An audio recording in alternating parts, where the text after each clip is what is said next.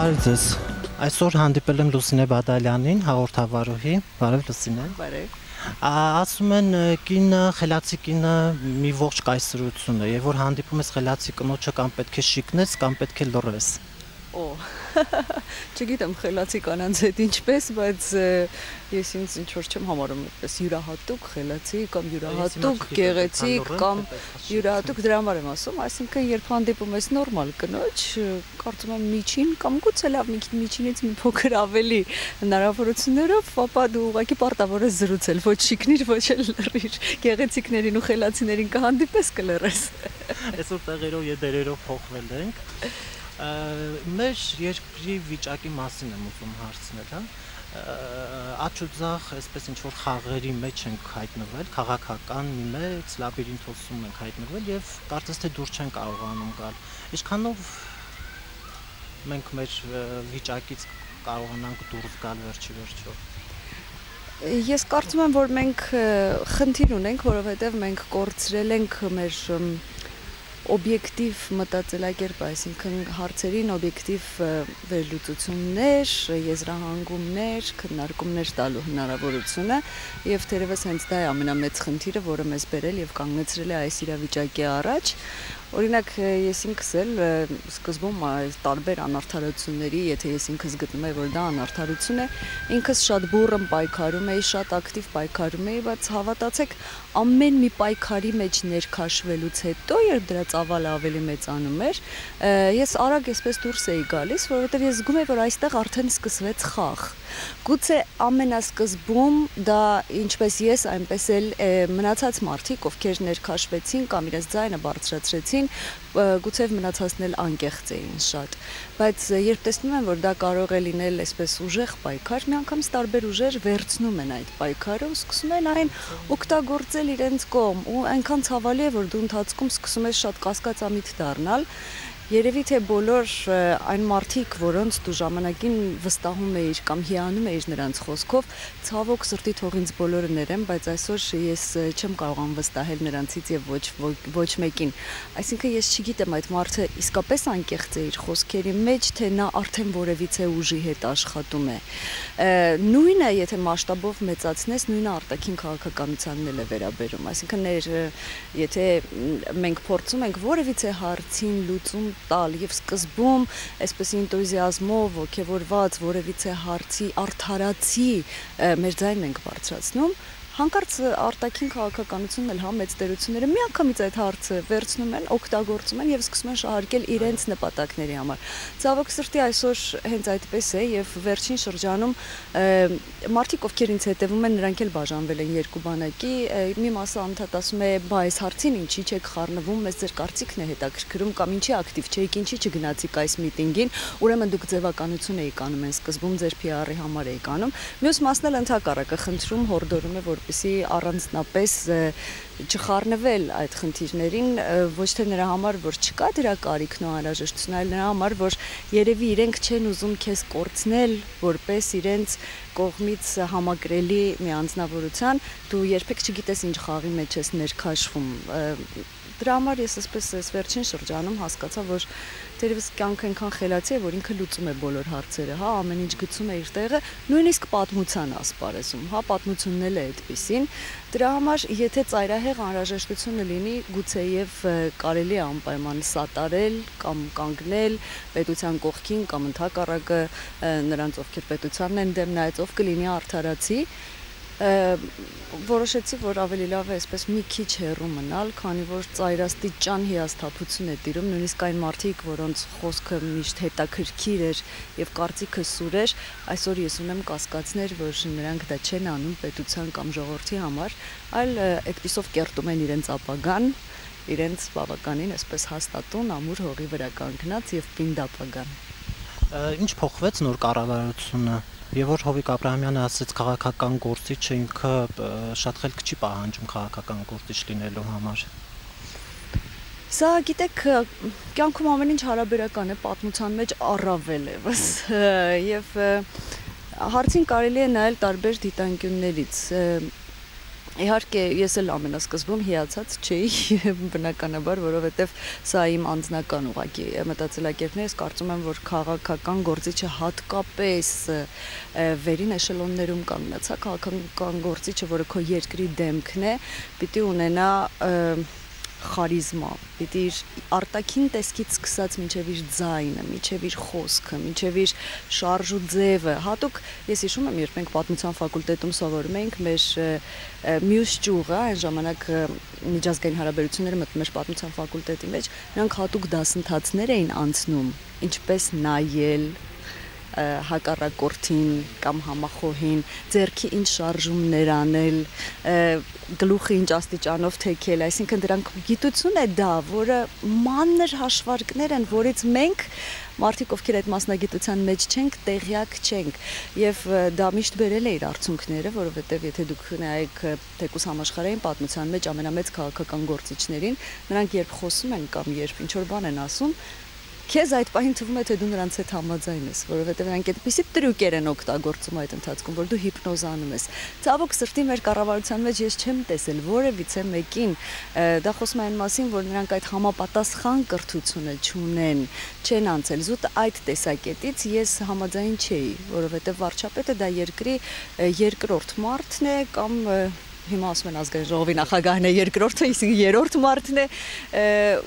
առաջիններից մեկն է, որը ներկայանում է ամբողջ աշխարհին եւ դու ուզում ես, որ այսպես հպարտանաս ամեն անգամ, նա լինի բոլորի մեջ լավագույնը, բայց չես կարող իմանալ, չես իմանա, այսինքն այստեղ մի փոքր հույս կա, որ նախորդների արած սխալներից հետո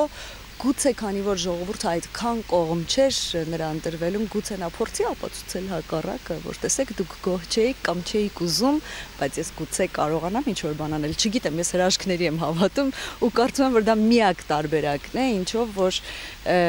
կարող ենք որոշակի հաջողությունների հասնել։ Այսօր այնպես է դասավորվել կյանքը, որ քաղաքական գործիչը ունի խորհրդատուներ, խորհրդականներ, հա, հատկապես նախագահը ունի եւ այդ տեսանկյունից եթե նայես, գուցե նրա ասածի մեջ կա ճշմարտություն։ Երբ քո խորհրդականները շատ խելացի են, եւ դու միևնույն է կարդում ես նրանց գրած տեքստը, միևնույն է ինչ խոսում ես, անգիր ասում ես այն, ինչ որ խորհրդականները կամ խորհրդատուներն են քեզ ասել, ուրեմն այս տեսակետից կարելի է արդարացնել նրա ասածը, այստեղ կարևորը որ խորհրդատուները լինեն խելացի։ Ես այսպես նկատում եմ վերջին շրջանում հատկապես մեր մեջ ընդվզող քաղաքացին, ուժեղ քաղաքացին շատ թույլ է նստած։ Այդ վիճակը մենք երբ որդեգրեցինք։ Մենք որդեգրեցինք վերջին 10-20 տարիների ընթացքում, որովհետև երբ քաղաքացին արդարացիորեն ընդվզեց 90-ականներին հասավ որոշակի արդյունքների։ Մի մասը հետո մտածեց, որ սխալվեցին, մյուս մասը չէ, բայց այն, որ նրանք անկեղծ էին եւ նրանք եկան որոշակի արդյունքի, դա փաստ էր։ Դրանից հետո ցանկացած ընդվզում բերել է ոչ այն հետևանքներին, որոնք ակնկալվում էին ի սկզբանե։ Դու ընդվզել ես, քեզ արհամարել են, քո կարծիքը հաշվի չեն առել։ Դու ընդվզել ես, բայց դա ամենաթեթև տարբերակում, հա, ավելի լուրջ տարբերակներում դու խնդիրներ ես ունեցել շատ լուրջ։ Իսկ ամենակարևորը այն դեպքում, երբ որ դու ընդվզել ես ամբողջ ժողովուրդն էլ ոտքի կանգնի, միևնույն է արվելու է այն, ինչ որոշվել է, եւ քո կարծիքը ոչ մեկին չի հետաքրքրում իրականում։ Դա բնականաբար բերում է հիասթափությունն էլ բերում է մարդկանց անգործության։ Այսինքն էլ ինչու ընդվզել, եթե դու ոչ մի արդյունքի պիտի չհասնես, հատկապես հայտնի մարդկանց ասպարեզում, ինչու ընդվզել, եթե բավական չի դու արդյունքի չես հասնելու, միևնույն ժամանակ էլ այն մարդիկ, որոնք սովոր են քեզ անընդհատ տեսնել, լսել, կարծիք են կազմելու, որ դու դա անում ես սեփական գովազդի համար, առանց իրենց հաշիվ տալու, որ եթե իրենք քեզ ճանաչում են, դա արդեն նշանակում է, որ դու գովազդի կարիք չես զգում։ Բնականաբար այսպես ժամանակի ընթացքում այդ ընդվզումը նստելու է, ցավոք սրտի, եւ դրանից էլ օգտվում է հանրապետական կուսակցությունը, ասելով որ ընդդիմություն չկա, ակտիվիստները օգտվում են գրանտներից, դա ընդհանրապես փող աշխատելու միջոց է եւ ինչ ուզում անում են։ Գիտեք, ասացի մեջ եւ կա ճշմարտություն եւ չկա ճշմարտություն։ Միևնույն ժամանակ երբ որ ակտիվիստների, ես ճիշտ ասած փաստեր չգիտեմ, որ նրանք գրանտներ ստանում են, թե ոչ, ու շատ ցավալի է, որ բոլորիս ընդհանրացնում են, հա, բոլորին դրա մեջ են ներքաշում։ Այդ ժամանակ քիչ է մնում, ասես, խնդրում եմ, եկեք ու ցույց տվեք ուր են այդ գումարները, կամ չգիտեմ ինչի վրա ենք մենք ծախսել այդ գումարները։ Հա, ու արդեն դրանից հետո հիասթափություն է ծայրաստիճան ու դու չես էլ ուզում դուրս գալ, որտեղ դու ինչպես էլ չլինի, քո գլուխը մի կերպ կպահես,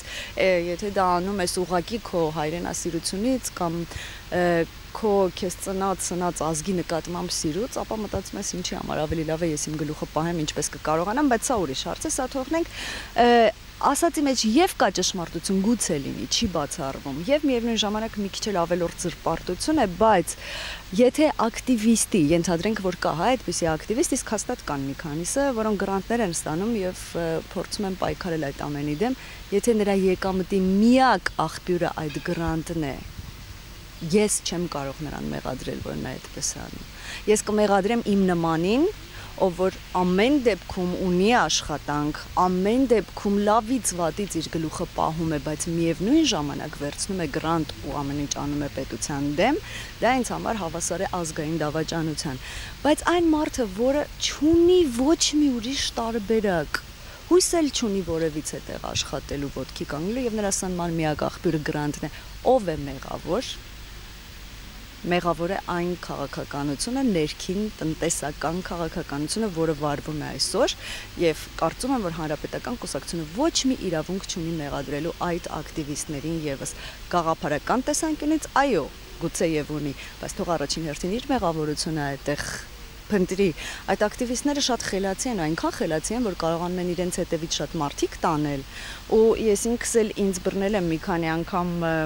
այն բանի վրա, որ ես ինքս էլ խաբվել եմ նրանց կողմից շատ ժամանակ, շատ եմ խաբվել, ընդունում եմ, այսինքն նրանց այդ բուրըն ինչ որ հաշվի առնելով շատ խելացի տեսակետներ գուցե ինքս էլ միացել եմ, մինչև հետո վերլուծելով հասկացել եմ, որ այստեղ ինչ որ մի բան ինձ դուր չի գալիս ու հետ եմ քաշվել, բայց նրանք այդքան խելք ունեն, իսկ այդքան խելք ունեցող մարդու ուղեղը կարելի է ծառայեցնել պետության համար։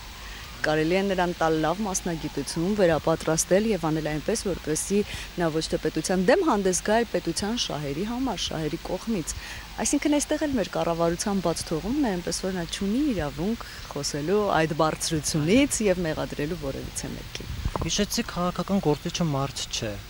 Որ ես ասել եմ։ Դες այս արտահայտությունը, որը տարբեր կերպ կարելի է հասկանալ, դա ինչ որ ինտերվյուի նյութի վերնագիր էր, ուղղակի, որ այսպես թիրախ երևի կլիներ, այո, բայց հետո այնտեղ ներքևում բացատրվում էր ինչու, որովհետև քաղաքական գործիչը իմ պատկերացմամբ նա հասարակ մահկանացու չի կարող լինել։ Նա պիտի լինի մի քանի քայլ բարձր կանգնած հասարակ մահկանացուից, հասարակ ժողովրդից։ Քաղաքական գործիչը իրավունք չունի, եթե արվեստագետի չէ, լավ, ավելի մի քիչ ցածր էսպես այդ արվեստի հիերարխիկ այդ սկզբունքներով իջնենք, լավ ասենք շոու բիզնեսի, հա, պայմանականորեն շոու բիզնեսի ներկայացուցիչը հաջողություն ունենալու համար պիտի ունենա երկու բան, երկուսից մեկը, կամ պիտի լինի խիստ խարիզմատիկ եւ անըմբռնելի, յուրահատուկ իր գեղեցկությամբ, իր ներքին ամեն ինչով, կամ պիտի լինի հասարակ ժողովրդից մեկը, որպեսզի նրան սիրեն։ Այդ երկու դեպքերում են սիրում։ Երկուսից որ եթե մեկը չունեցար, դու անիմաստ տեղ ես կգաս եւ կգնաս։ Քաղաքական գործիչի մասին այդ նույնը չես կարող երբեք ասել։ Քաղաքական գործիչը չի կարող լինել ժողովրդից մեկը։ Նա պիտի լինի ունենա յուրահատուկ մտածելակերպ, յուրահատուկ ուժեղ բնավորություն։ Ես ինքս մտածում ես կարող եմ դառնալ քաղաքական գործիչ, ոչ, ես երբեք չեմ կարող դառնալ քաղաքական գործիչ, որովհետև ես ունեմ բնավորության մի գիծ, ձևականություններ չանեմ այդ, որ ասում են, դա իմ թերությունն է, հա, բայց չէ, դա իմ բնավորության գիծն է, որի դեմ ես ինչքան էլ պայքարել եմ, հասկացել եմ հնարավոր չէ։ Ես խղճից թույլ եմ, իմ խղճի վրա այնքան հեշտ է ազդել։ Այդ ժամանակ իմ ուղեղն էլ է անջատվում։ Եթե ես սկսեցի քեզ խղճալ, իմ ուղեղը էլ ի վիճակի չի ճիշտ օբյեկտիվ եզրահանգումներ անելու։ Այսինքն ես կյանքում չեմ կարող դառնալ քաղաքական գործիչ, որովհետև եթե ես խղճացի, այո, եթե ես խղճացի իմ թշնամու երեխային, այդ պահին ընկա այդ թուլության մեջ, ես նրան խնայեցի, վաղը նա կարող է սպանել իմ երեխաներին, բայց ես այդ պահին գիտեմ, որ ես ի վիճակի չեմ, ուրեմն Արի մոռացի քաղաքականության մասին ու զբաղվիր այնպիսի մի բանով, որտեղ դու կարող ես դառնալ, չգիտեմ, կարող ես որոշակի օգուտ բերել մարդկությանը։ Այս դեպքում ինչպես կարող է հասարակ մարդը, բոլոր մարդիկ ունեն բարության այդ նշույլը, գուցե քնած է, գուցե, բայց բոլորն ունեն իրենց բնավորության մեջ։ Դու եթե եղար սովորական մարդ, դու չկարողա այսպես ինչ որ զգացմունքների մեջ ընկար, կասկածների մեջ ընկար, թուլությունների մեջ ընկար, դու վատ քաղաքականություն կտանես, այսինքն այն ինչ որ այսօր տարվում է։ Հասարակ մարդ, որը կարող է գայթակղվել գումարով, հասարակ մարդ, որը անձնական ամբիցիաները կարող է վերդասել ամեն ինչից, իսկ հասարակ մահկանացուն ունի այդ խնդիրները, քաղաքական գործիչը իրավունք չունի։ Դա նշանակում է, որ քաղաքական գործիչը մարդ լինելու իրավունք չունի, նա պիտի լինի քաղաքական գործիչ եւ իր ամբողջ կյանքը նվիրի իր երկրին ու իր ժողովրդին։ Պատմությունից որ նայեք, մարդկանց քաղաքական գործիչներին, թագավորներին, իշխանավորներին գլխատել են նրա համար, որ նրանք չեն կարողացել լավ ծառայել իրենց ժողովրդին ընդամենը ու նրանց համար լրիվ միևնույն է եղել ընտանիքում ինչպիսին են, ինչպիսի սեռական կողմնորոշում ունեն, ինչ ունեն, ոչ մեկի դա հետաքրքիր չի եղել։ Եթե դու այդտեղ ես, պալատական ես, դու պարտավոր ես ժողովրդիդ մասին մտածել։ Հետևաբար ստացվում է, որ դու մարդ չես։ Սա էլ բարձրաբան։ Եվ որ Ուկրաինայի դեպքերը եղան, եւ ես այդ ներքին այսպես նախանց ունեցա, հա, եւ որ հոգեվորականները ամեն առավոտ բոլորին հորդորում էին, թե միացեք Մայդանին, հա, ժողովուրդը այնտեղ պայքարում է, հոգեվորականները նաև կանգնել էին ոստիկանների առաջ։ Անկեղծ ասեմ, մեր երկրում ոչ հոգեվորականն է ժողովրդի կողքին, ոչ մտավորականն է ժողովրդի կողքին։ Անկեղծ ասեմ, նախ սկսեմ առաջին հատվածից, ես այդ նախանձը չեմ ունեցել ի սկզբանե, որովհետև զուտ երևի ինտուիտիվ ես զգում եի, որ այստեղ ինչ-որ բան այն չի։ Այսինքն սա ժողովրդի պայքարը չի, սա ժողովրդին ներքաշում են որոշակի ավելի մեծ պայքարների մեջ, ուղղակի սկսել են ժողովրդի զգացմունքներից, ժողովրդի խնդիրներից։ Չէ, ես այդտեղ առաջին հենց հոգեվորականային չանդրադառնանք, հենց սկզբից լարված էի ու ինքս չեմ խառնվել ոչ մի հարցի, որովհետև եթե ասում էին ինչ լավ է, որ այսպես է արվում, մենք էլ այսպես անենք, զգում էի, որ մի բան այնպես չի գնալու այստեղ։ Թերս դա էր պատճառը, որ ես չեմ խառնվել այդ հարցերին ու այդպես էլ եղավ իրականում։ Իրականում սա մեծ տերությունների պայքար էր եւ ժողովուրդը ներքաշվեց այդ պայքարի մեջ։ Ինչի հասավ այդ միասնականությունը, ինչի հասավ այդ ժողովուրդը, իրականում այսօր դեռևս շարունակում է պատերազմական վիճակ, տարածքներ է կորցնում, երկիրն է կիսվում։ Սա արդեն նախապես ծրագրավորած լուրջ խնդիր էր, որի առաջին քայլը եւ առաջին կետը Մայդանն էր եւ այն դեռ զարգանալու է շատ երկար։ Սա այսպես հոգեվորականների հարցում այո կեցե է հոգեվորականությունը, որը ժողովրդի կողքին է կանգնած, մենք լինելով առաջին քրիստոնեությունը որպես պետական կրոն ընդունած առաջին քրիստոնյաները ամբողջ մոլորակի վրա, ես միշտ ասել եմ, մենք այնքան ներքուստ, այնքան հավատացյալ չենք, ինչքան ուղղափառները։ Հասարակ բան, հարևան Վրաստան գնացեք Ռուսաստան, ուզում եք գնացեք, դուք կտեսնեք, որ հավատացյալը հավատացյալ է։ Մեզ մոտ մի քիչ պսևդո, հա, մենք անընդհատ խոսում ենք այդ մասին, ինչ որ պահպանում ենք տարբեր այդ ավանդույթները, բայց ներքին այդ կուռ հավատը մենք իրականում չունենք, մեծ մասամբ չեմ ուզում վիրավորել բոլորին։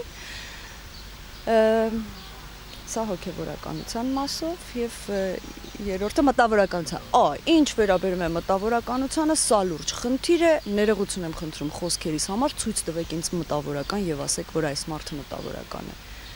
Ես գնամ, խնդրեմ, որ ինքը գա կանգնի ժողովրդի կողքին։ Ուր են նրանք։ Ես մի քանի անուններ կան, որ կարող եմ տալ, բայց եւ որ պետությունը իրենց մրցանակ է տալիս, շատ հաճախ ասում եմ դա պետության կողմից մրցանակ է, որը կարելի է վերցնել, բայց եթե դու քո երկրի նախագահին չես ընդունում, դու կարող ես ինչ որ քո խոսքի մեջ ասել, որ իմ ժողովուրդը շատ ծանր դրության մեջ է։ Դե ուրեմն ես ձեզ խնդրում եմ մի տվեք անուններ, որովհետեւ մտավորականը կաներ այնպես ինչպես որ դուք եք անում։ Եթե նա դա չի արել,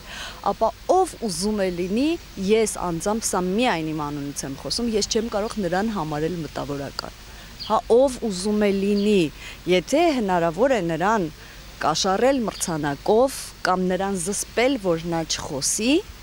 Ես չեմ կարող մտավորական, ինչպիսի մեծ գործեր էլ ասես արած լինի։ Մտավորականը կրկին մարդ է, ով բարձր է կանգնած մեզանից հասարակ ժողովրդից։